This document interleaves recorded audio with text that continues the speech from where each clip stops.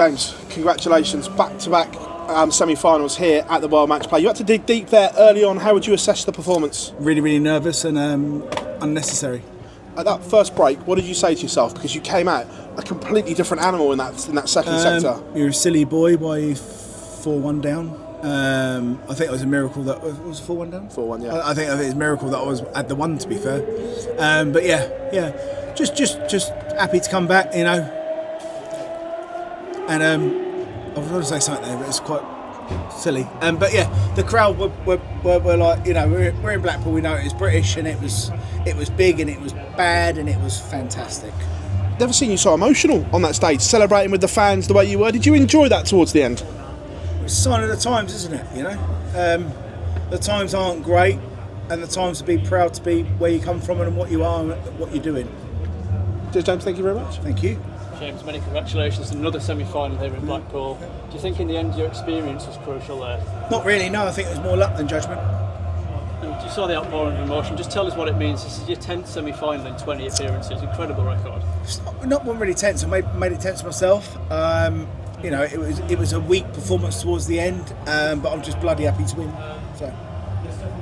James, congratulations on that win. Do you believe there's more to come in the semi-final next time around? 100%. I thought it was a weak performance, but it was good enough. You know, I think like quite a few 11s. Is it 11s is the right thing? Yeah. You know, so and shall I tell you what was quite ironic and quite what's the word? Not fruit. Unfortunately, my IQ's not high enough. My IQ's high enough, but my vocabulary's not. Sorry? Close. Yeah. So what I quite liked was the Sky build up to the whole event, you know, and I had 104.4 and 100 blah blah blah blah, and I wasn't quite fruition. Fortunate? No, fruition. Come to fruition. Yes, that's it. Yeah. Anyway, I can't repeat that. But yeah, it was quite funny. You know, probably played some of the better darts out of all dart players, and the whole Sky build-up for tonight didn't show me once. So that was quite. It's quite a proud moment of mine going up there afterwards and following it through, because I've probably averaged better consistently than most players in here, and I didn't get one advertisement. So you know, that made me like a little bit more hungry. Is that sort of thing that drives you and gives you that extra motivation? It's the kind of thing that makes me unhealthy. You know. James, you call it a weak performance. You've been quite not weak. No, sorry. That's what I said. It's incorrect and an unfair judgment on the guy who played. How would you describe it then? Not just that. Scrap. Game, but whole tournament. The 2 games before that, you know, I think I've been one of the best players in the tournament. And unfortunately that hasn't been covered by some people. But yeah, I'm just happy, you know, that was a scrap, that game, and could have quite easily lost the game. So you know, I'm just happy to move forwards. You're in the final four for the 10th time in 20 years in this tournament. Yeah. What do you put that longevity down to? We've seen people come, win titles and go, yet you're still here, winning titles and going deep in tournaments. Probably just one of the best dart players that's ever walked the planet in the last 20 years. Do you think people maybe don't give you enough credit for that? Doesn't really matter what I say, does it? You know, it is what it is. You know, if you could do facts of the last 12 months, quarterfinals, semi-finals, finals. If it had been probably other players, you probably would have talked a lot more. Can you answer any of that? I don't know. Yeah, I've done all right, haven't I? Right, the last 12 months. I think you've done more than all right. Yeah. Thank you. Cheers. God bless you. Thank you. James, you know you said the Sky build up a little bit more fire in your belly. What about the bookies? Because you were the outsider despite everything you've achieved. Yeah, it is what it is, isn't it? It is what it is. Doesn't really matter, you know. I mean, bookmakers there just to pay wages, you know, and contribute towards Dart Players Prize Fund. So other than that, they're not too. Doesn't really matter, does it? You know, bookmakers are there to do what they do by supply sponsorship and that's all they do, isn't it? I think, and all dart players are very, very, very grateful, because without them, you know, without gambling, you know, darts is doesn't attract the money and the prize money that the dart players want. But you know, it is what it is. You'll be a lot short of price now to win it. Don't really care. Honestly, I don't really care. You know, because I've been waiting 20 years to get my little. Where did it come? I mean, I think like Prince Nazim sort of thing. You know, he's been waiting many years to get his like gift and his prize, and I don't see myself that dissimilar. Obviously, I can't punch like him. If I could, there'd be a lot of people in a lot of trouble there. But yeah, it is what it is, isn't it? You know, some of you will give me some of the thanks I've earned, and some of you won't, and it is what it is. But all I can say is, for 20 years, who else has done what I've done? And that's it. You know, and I'm really thankful and grateful. And I've played. You know, everyone forgets. You know, I've played John Lowe, Cliff Lazarenko, all the boys. You know, from start to where we are now. You know, I'm really grateful, and I'm really lucky to have paid part and contribution to get to darts where it is now. And I'm just really happy. I'm not very happy when I lose, don't get me wrong, but yeah, I mean, I've played the names that put this game where it is, and you can wash it as many ways as you want. You know, Luke Littler's been amazing and taken over and done what he's done, but without the players before him, it's nothing, you know. And I'm just really lucky to be part of the game. You know, played with the greatest dart player in Ralph Phil Taylor, beat him once or twice. He beat me a lot more than I beat him, and you know, I'm just happy to be here and I'll be part of it. And don't for 1 minute think that I'm here just to turn up to bring the numbers. James, what's your favourite era been of all these opponents you've played all the years? What's your best era? I would say before all the nonsense that's accompanied darts within social media and the press and stuff, I think my favourite moments were like 04 to 08 when darts was darts, and it's not that anymore, but without all the press and the media and the fluffiness towards certain players, we wouldn't have had what we've got now. You know, £1 million World Championships, is this 200, 225, 250, whatever this is here, you know, we wouldn't have had that without all of that, you know. And I once upon a time there was a young man called Tommy Cox. Could not stand him. I could have strangled him in a heartbeat. But without him, you know, darts would have been very different. And if he was still here now, we wouldn't be doing like some of the stuff we do. You know, like European tours, like 4 games in the last day. He was very protective of the dart players, and at the time I was a young whippersnapper and I didn't realise it, I didn't appreciate it, and I didn't respect him. But you know, and there's loads of people.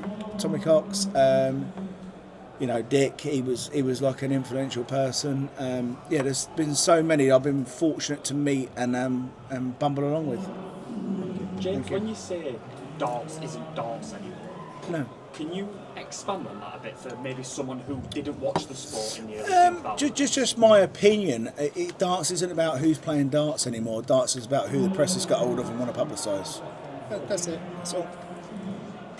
That's all. It doesn't always go down to facts and figures of who's playing great and who's doing this and who's doing that. It goes on who the press and the media have got hold of and want to publicise. You know, but without that side of the coin, you know, darts wouldn't be where it is now without Luke Littler. So you know, but yeah, I think there's a lot of players that that perhaps get overseen.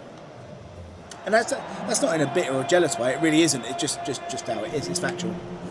How, like, with the ranking works and how the World Championship dominates that, do you think you not winning a world title might attribute to the fact you have maybe been overlooked during your career? Possibly, but if you want to put it all down to one moment, then that's quite a small narrative. But you know, there's quite a few people in darts that involve with darts that have got a small narrative because of their mind concept. And is that a polite way of saying what I'm trying to say? I don't know. You're looking at me quite plain faced now, so I'm quite nervous. Yeah, it's a small narrative, isn't it? And a lot of time with darts, it's a small narrative. It is what it is. But I'm just happy to be bloody involved. You know, I did the first World Series in South Africa. I think it was 15, 20 years ago. You know, so I'll keep doing what I'm doing. I might get invited to another World Series. To be fair, I was invited to one recently, but I had an expensive holiday in Disneyland, and I wish I could have cancelled because it cost me so much money. But yeah,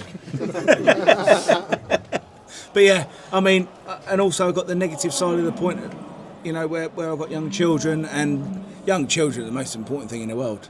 You know, and that's what people at home don't see. You know, we sacrifice everything for our children, our family, the whole lot. You know, and as much as we earn bundles of cash, and Barry, Eddie, Matt Porter, all of those people have helped us to do that. We pay the most ultimate price with time, because we're only here for so long. I think we all agree with that, right? What you're doing, I mean, Paul's trying to flick a fly around over there, but no, it's you know, it is what it is. We're here for a short time, not a long time, and yeah. James, you touched on your family there. We see on social media you had a nice day out with them yesterday. How important was that to relax in between? It drove me bloody mad. Drove me absolutely mad. Arthur wanted this. Alfie wanted that. The only time there was quiet was when I was eating fish and chips that was overpriced in the park. I'm still that typical dad, you know. You know, we sit down on a bench in a pleasure park. We've got seagulls trying to attack us. We paid 50 quid. 50 quid, let me tell you. Fish and chips, bad fish and chips and all, not good fish and chips. And we've got seagulls attacking us, and my children are then moaning that they haven't got this, they haven't got that, and I'm thinking, Jesus Christ, when I was a kid, we used to go to Halen Island with a Bunsen burner and hot dogs, and that was the best day of my life. So, yeah. Same again tomorrow? What? On your day off tomorrow? 100%, not a chance. Not a chance, not a chance. How old are you? 27. Yeah, exactly. Oh my God, when you have children, it'll ruin your life. When you have children, it ruins 30% of your life, but it makes a lot of other things great, you know. And I just want to have probably a last five maybe, and it's not about other dart players minimising my career. I want to have 5 to 10 years at this, because I'll do whatever I need to do, because I can do what I need to do, and I've done it for 20 odd years. And then after that, unfortunately, I'll probably waste a lot of my children's growing up. But yeah, I just want to go into my children, but I want to give them what I haven't had, and I want to give them the start where they won't have to go away and do their thing. And if they do, I'll go mad at them. But yeah, and all dart players do, to be fair. Not all of them, but I think some of them do. You know, we just want to provide to our children what we haven't had. And, you know, and I heard Nathan Aspel talking about it. You know, darts, it gives you such a great lifestyle. Apart from being away from your family, how do I earn what I earn from darts to give to my children working on cars? I can't, can I? So I'm forever indebted for that bit, but you know, it's hard to be away from home.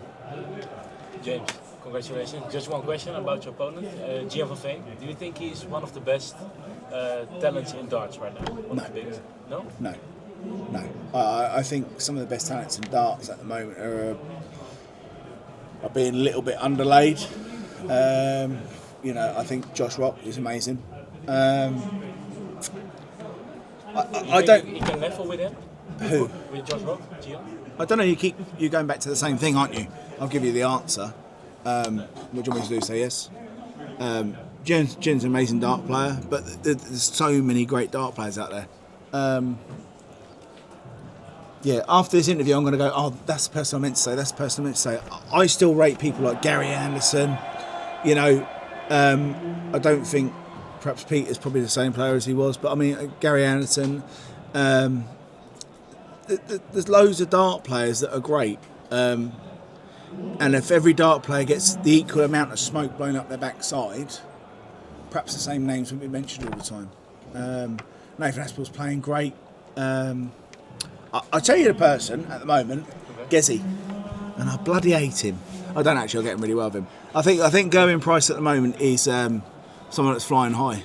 Hopefully on a wing and a prayer I'll get to him, because I want to play him here. Because he's like probably my best friend in darts. So Gerwin Price, I'm coming for you. If I can win the next one. Thank you, James. Thank you.